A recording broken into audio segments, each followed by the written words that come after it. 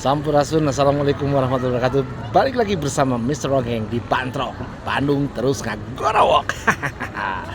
Hari ini dan malam ini, malam minggu, malam yang sangat cerah, cuacanya bagus sekali. Kita lagi berada di Kota Baru Parahyangan, yang situasinya keren banget. Bisa dilihat suasana taman yang keren. Dan ini adalah destinasi wisata belanja dan mainan untuk anak-anak dan keluarga tentunya. Bicara masalah keramaian atau seperti ini, tentunya kita bicara kebersihan, yaitu masalah sampah. Seperti apa mereka mengelola sampah, tentunya ini adalah tanggung jawab bersama, baik pengelola maupun pengunjung.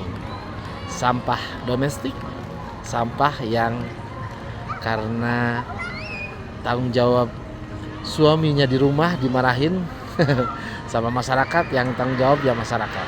Seperti ini sama masyarakat. Kita balik lagi di Bantrok, Bandung terus ngagorowok bersama Mr. Rongeng.